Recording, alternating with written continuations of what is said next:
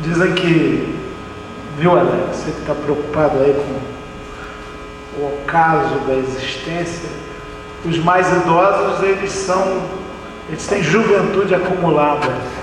Só isso.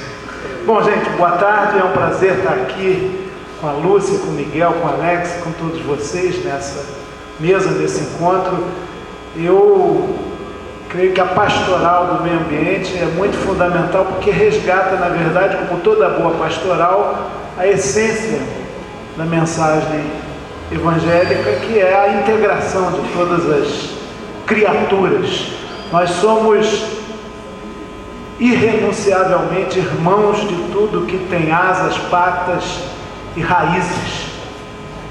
E é preciso redescobrir isso, porque os sistemas econômicos que as sociedades, grupos e classes organizaram até aqui, eles negam, segmentam muito isso e geram problemas sérios.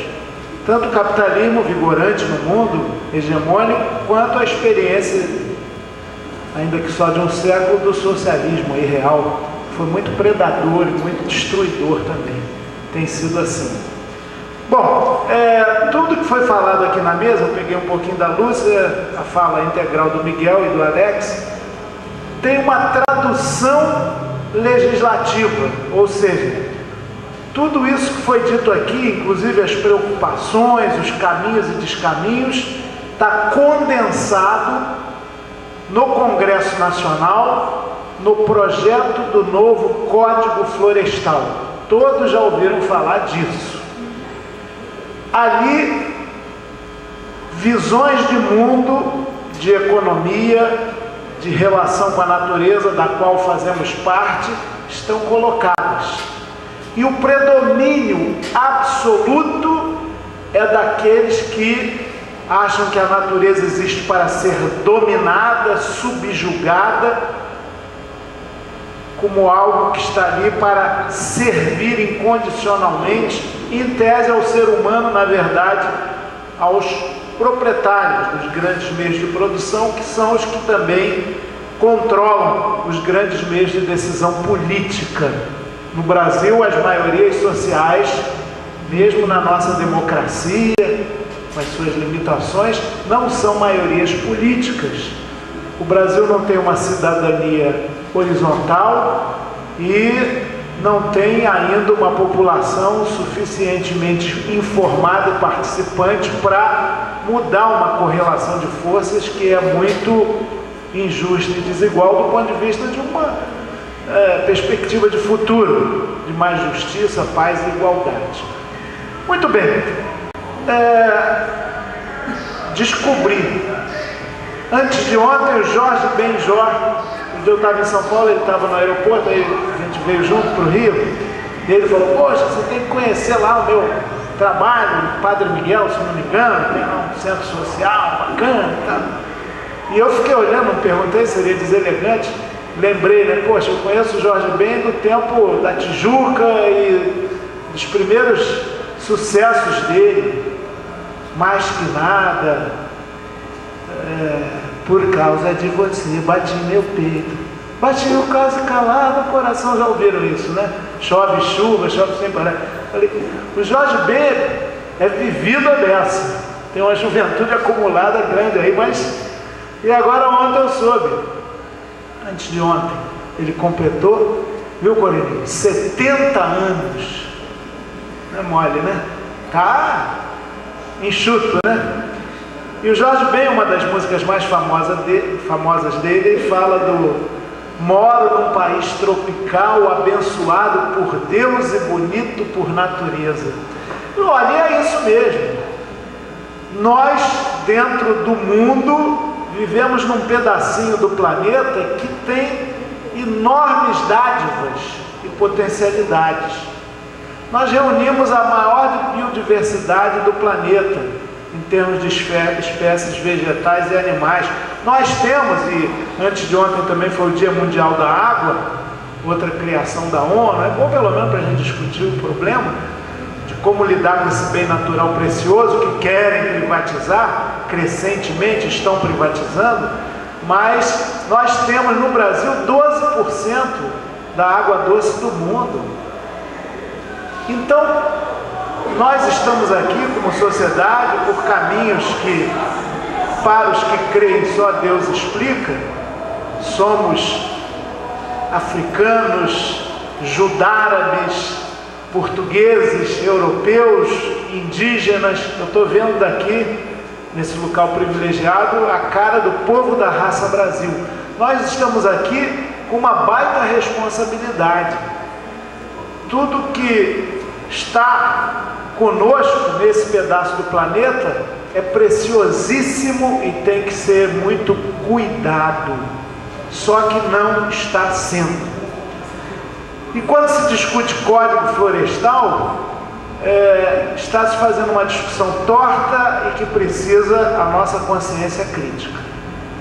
O Brasil começou a pensar em regras para, em tese, proteção de florestas na década de 30 do século passado, porque ali começava um processo que no Brasil foi dos mais rápidos do mundo, a transição de uma sociedade rural para uma sociedade urbana. Dos anos 30 aos anos 80, o Brasil viveu uma aceleração urbana-industrial inédita no mundo. Nos anos 70, o Zé Rodrigues, já viram que gosta de música, né? Já compunha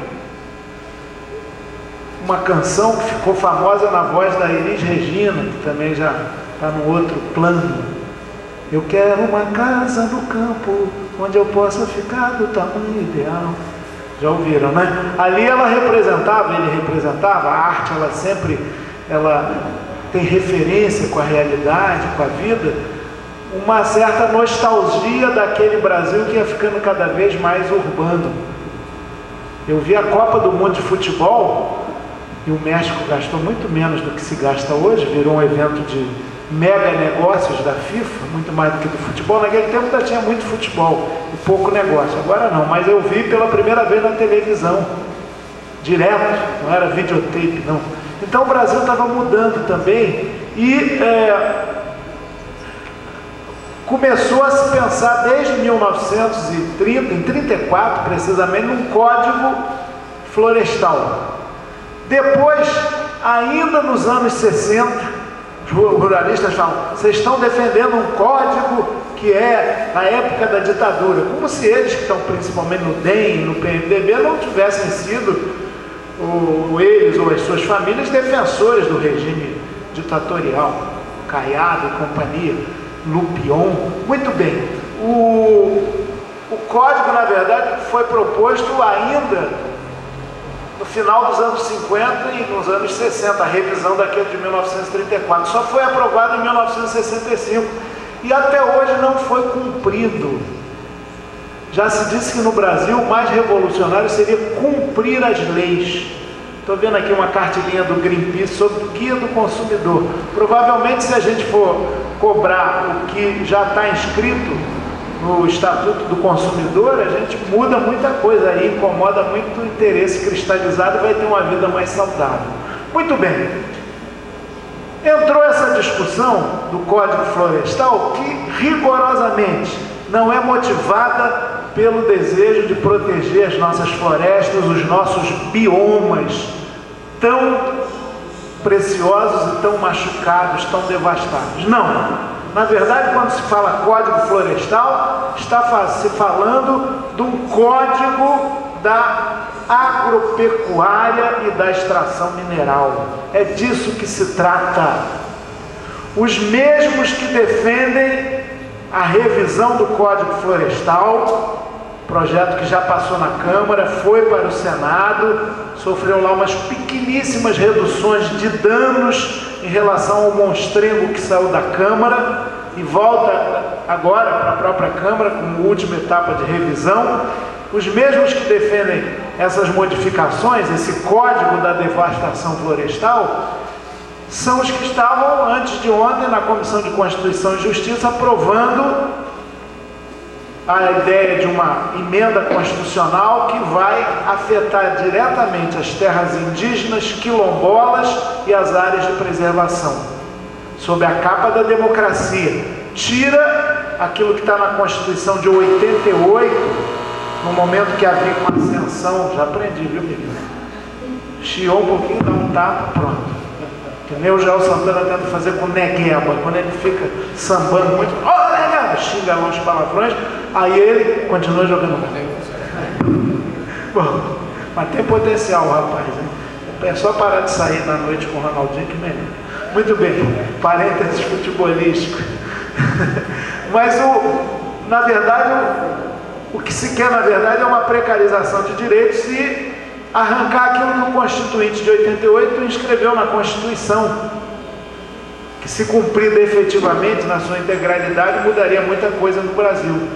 O Executivo, porque sabe que os interesses, inclusive através de processo eleitoral, o poder econômico é muito forte, ele tem essa prerrogativa de definir área indígena, reserva indígena, área quilombola e tal, querem tirar de lá e botar para a Câmara e para o Senado. Ou seja, não vai se criar mais nenhuma área indígena ou quilombola, e mesmo de preservação, e pelo contrário, é capaz de derrubarem algumas aí, como tem projetos para isso, reduzir a área indígena no Amapá, no Amazonas, no Pará, em Santa Catarina e por aí vai, na Bahia.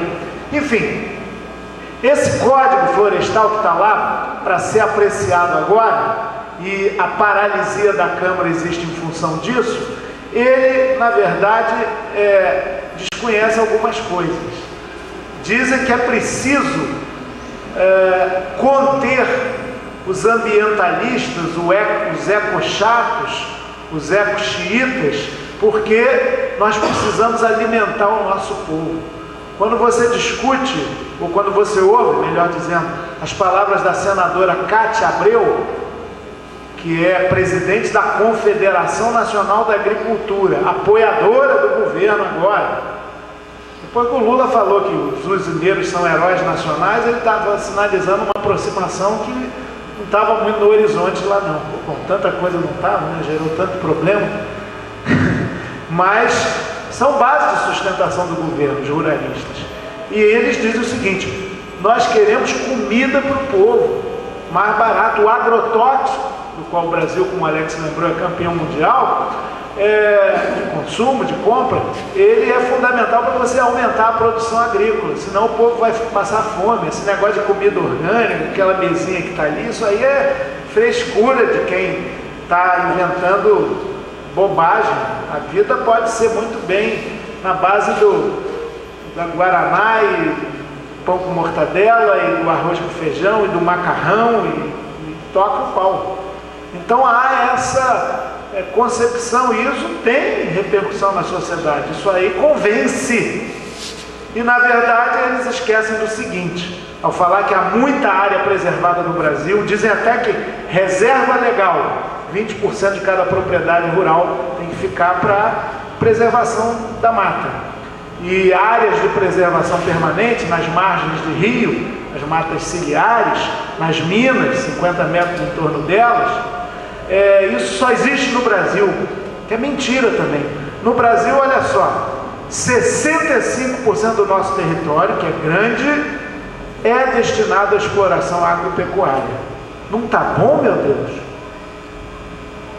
As APPs, áreas de preservação permanente, 30 metros ao lado de cada curso d'água, representam apenas 6,9%, menos de 7% da nossa terra, para ficar protegida, que é fundamental, inclusive, para a preservação do próprio recurso hídrico. Na verdade, 83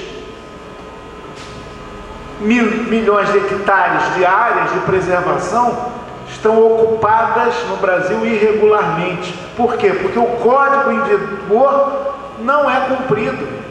Pode olhar, você sai aqui do centro urbano e vai olhando. Um exercício empírico, assim, experimental.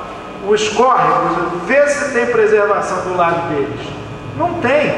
Então o Código Florestal nem foi cumprido, inclusive a sua legislação derivada também não avançou, e já querem mudar para desmatar. Vejam só, eu vi que muitos receberam aqui esse livretinho, porque é uma espécie de prestação de contas, a gente seleciona algumas falas lá, e quando foi votado na Câmara o Código Florestal, em 2011, depois ele foi para o Senado, saiu um monstrengo lá. Vejam 2 parágrafos aqui na página 19.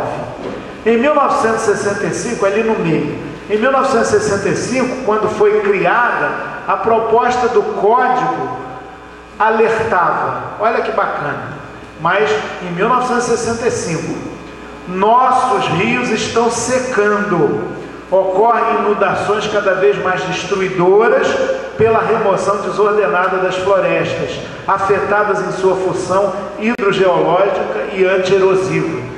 A tragédia que gerou mais de 1000 mortes há 1 ano e pouco atrás, aqui na Serra Fluminense, você vai olhar, a preservação da margem de rio, inclusive por mansões de ricos, não existia. Isso gerou morte.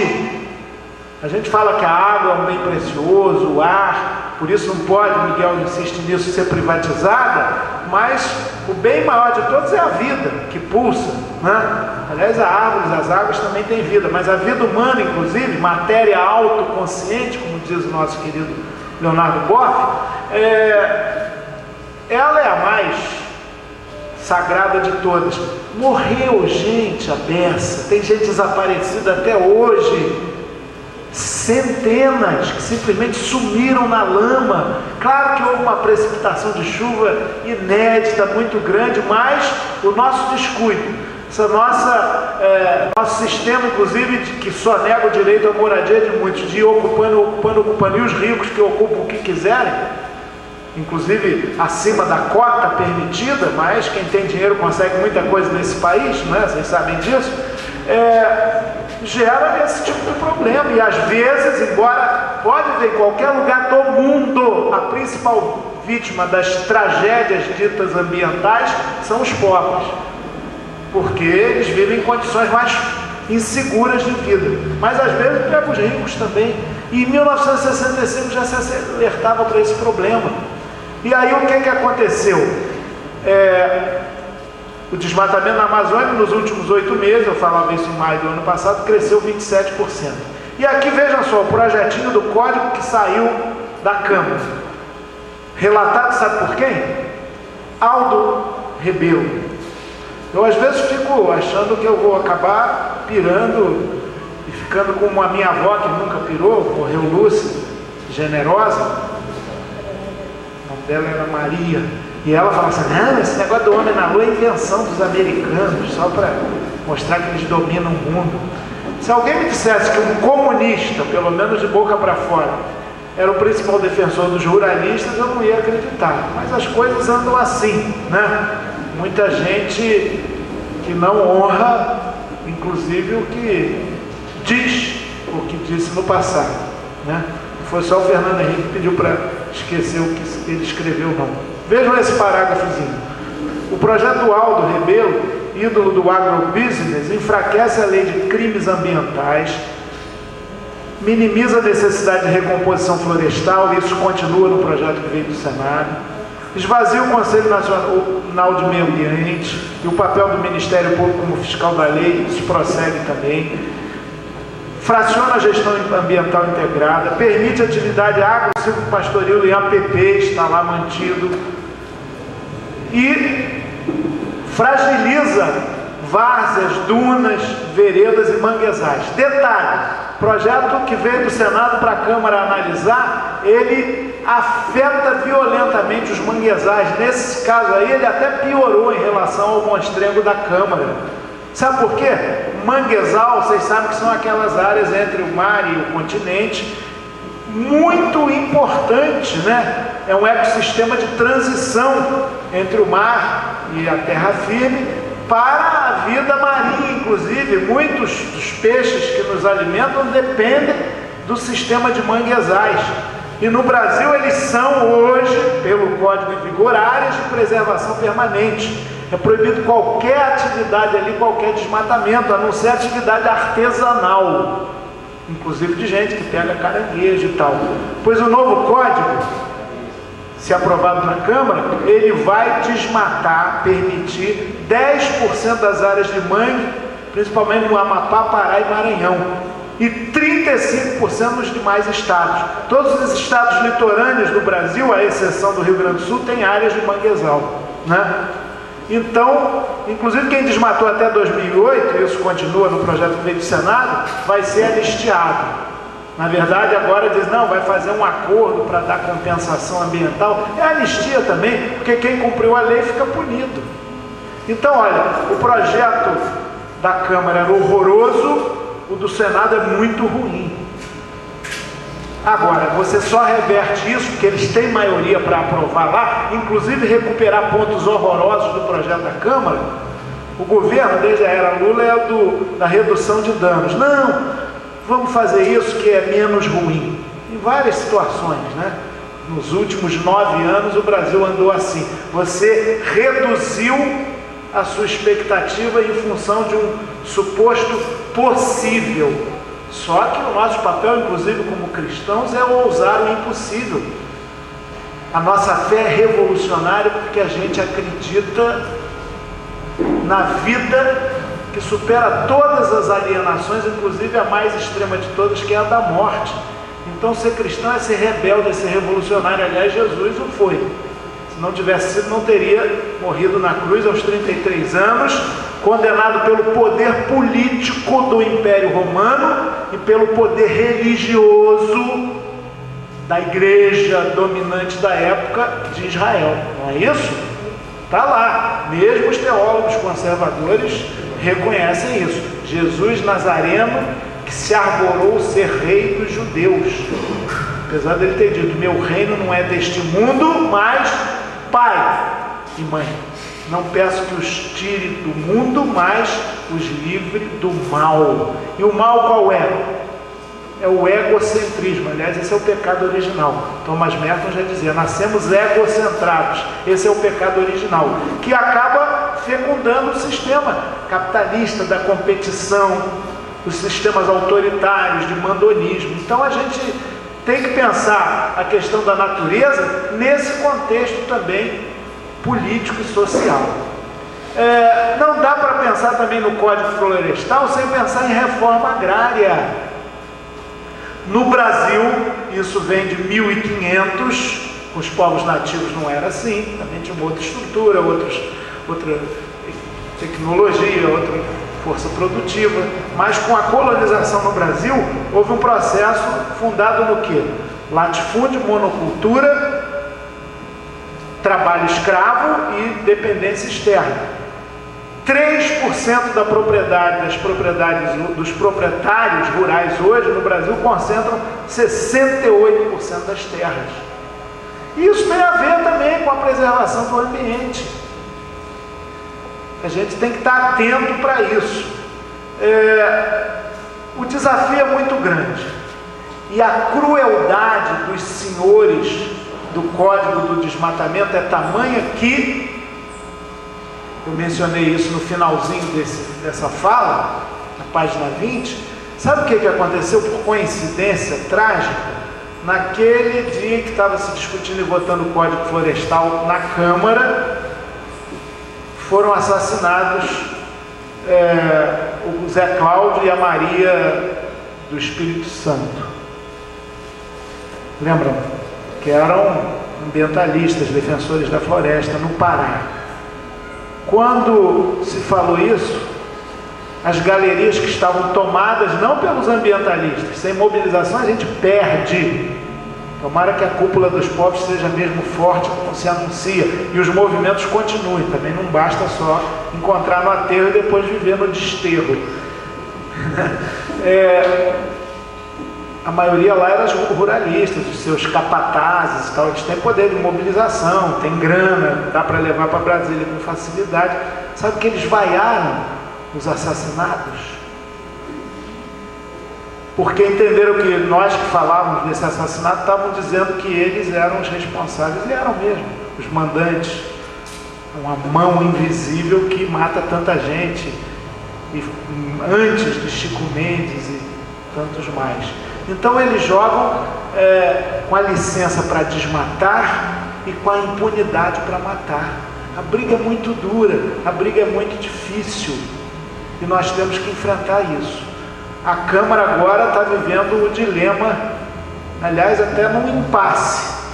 Eu brinquei ontem, quando eu vi que deu um imbróglio total lá, e agora só querem voltar às votações de plenário depois da Páscoa. Eu falei, estão cumprindo o princípio quaresmal do jejum e da abstinência, onde a gente tem que se afastar de qualquer situação que leve ao pecado. Votar lá na Câmara é pecado social na certa. Por quê? Maioria acachapante quer fazer o código do desflorestamento. Eles estão... E por que razão? Óbvia, não sejamos ingênuos. Lá onde está o nosso tesouro está o nosso coração. Já ouviram falar disso? O relator do Código Florestal votado no Senado, que está na Câmara, é um deputado do PMDB, que alguns dizem que quer dizer Partido Movido a Dinheiro de Banqueiros. Pode ser banqueiro de bicho também, né? Isso aqui não existe no Rio de Janeiro, vocês sabem. Mas em Goiás, Carros de Cachoeira, essas coisas. Deve ser horrível, né? Viver num ambiente assim.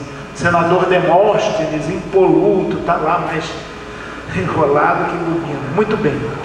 O Paulo Piau, outro dia eu fiz um exercício. Vamos ver quem financiou a campanha dele. Muito simpático, bonzinho. Outro dia ele falou, Chico, olha aqui, eu vou fazer só umas 18 alterações técnicas no projeto que veio do Senado, só técnicas e tal. E ele detona um pouquinho de redução de danos que o Senado conseguiu. Repito, o projeto do Senado não merece o nosso voto também. Mas ele vai piorar. Aí eu fui olhar, ele gastou declaradamente, está falando de caixa 2, que ninguém pratica, 2.400.000 reais na campanha, para se eleger deputado federal, pelo PMDB de Minas Gerais. 980 mil reais, dinheiro é dessa, hein? Já pensou se a pastoral tivesse isso, a paróquia, né? Para trabalho social, né? Não é para viver na mordomia. 980 mil reais, quase metade, vieram de grandes empresas agrícolas, lá de Minas Gerais e do Brasil inteiro. Ele é o relator do código, vai ser isento pelo menos? De jeito nenhum. Então, a coisa ficou tão... Né, Débora? Joga pela ponta, né? A coisa ficou tão difícil que o próprio governo, que estava feliz com o projeto do Código do Senado, está com medo de votar, sua base está rebelada. Uns querem cargos e emendas, outros querem o código, ou uns insaciáveis querem cargos, emendas e o código do desflorestamento. Então, o governo está num impasse. Se botar para votar, ele perde. Aí fizeram a mistura mais maluca do mundo. Às vezes a gente tem que respirar um pouco, porque Brasília, ali na Praça dos Três Poderes, pode te levar à insanidade mental. Perigoso. A tal da lei da Copa, que é outra bomba. Aliás, vamos discutir aqui um dia essa questão de Copa do Mundo, né? A Lei Geral da Copa, que é uma legislação de exceção para estabelecer o protetorado dos interesses da FIFA no Brasil, de agora até o final de 2014, não é só em junho e julho da Copa, não. Mas aí eles falaram, tá bom, olha, já que vocês querem a Lei Geral da Copa, a gente não vota a Lei Geral da Copa se não marcar a data para a semana que vem ou para abril, no máximo, do Código Florestal. Sabe por quê? Eles querem votar rápido? Pelo menos para alguma coisa a Rio+20 está servindo. Eles têm medo da aproximação com a Rio+20 ter uma certa pressão internacional, movimento ambientalista do mundo, com toda a sua diversidade e contradição, pode criticar mais, vai que a Dilma ganha uma motosserra de ouro aqui, aí vai pegar mal, né? Então a política também é das aparências, né? Se passar esse código na sua base, o governo não tem maioria lá, de quase 70%, então criou-se um impasse. E como na época do Lula, o ministro do Meio Ambiente, a ministra do Meio Ambiente pensa uma coisa, já cedeu muito, ela acha que o projeto do Senado é o que é possível, tá bom, portanto, e o ministro da Agricultura pensa outra, totalmente diferente. O ministro da Reforma Agrária tem uma visão, o ministro do Desenvolvimento tem outra. Então, é um governo de ambiguidades. E aí explode lá dentro da Câmara com essas contradições todas. Então, deu um impasse total. Aí outro dia eu encontrei o Aldo Rebelo, falei, eureka, ô Aldo, você é quase onipotente, hein? Por quê, meu? Sabe que você está nas duas pontas da equação? Você que foi o relator do Código Florestal, que está nos infernizando aí, e agora você é ministro dos esportes, está desesperado para a lei geral da Copa, do copo, libera a birita no jogo. Então, é ele. Você vê como é que a política dá volta, né? O cara está sempre ali, dentro do poder e sempre propondo coisas no mínimo contestáveis, que o velho Aldo, presidente da Uni, que eu conheci, não bancaria, mas as pessoas são metamorfoses ambulantes, né? É ruim quando muda para pior. Gente, o resto é atenção, debate e informação. E, por fim, uma coisa que eu insisto em fazer. E hoje, por acaso, eu pratiquei. Eu luto comigo mesmo, porque nós vivemos numa sociedade de consumo, a ideologia do compro logo existe, é avassaladora e poluidora e destruidora. A gente tem que, a dinâmica do mercado exige que a gente sempre compre coisas novas, tudo tem que durar pouco. Aí quando eu estava pegando a camisa para vir para cá, peguei essa camisa aqui, bonita, né? E o que é que tem aqui atrás? Vê aí para mim. Eco 92. Essa camisa tem 20 anos de idade. E não é porque eu não posso, oh, que deputado pobrezinho, tá feio, vamos fazer uma vaquinha. Não preciso, teria que ser o contrário. Mas é porque eu acho que a gente tem que ter esse cuidado. A consigna franciscana. Na nossa atitude individual, pessoal, familiar, de vizinhos, ter uma postura já diferente na relação com o mundo e com as coisas. A gente se despoluir e ser revestido de uma ecologia interior. Viver mais simplesmente para que simplesmente todos possam viver. E fazer do necessário o suficiente. Compatibilizando postura pessoal com luta política, a gente começa a incomodar o sistema. Obrigado.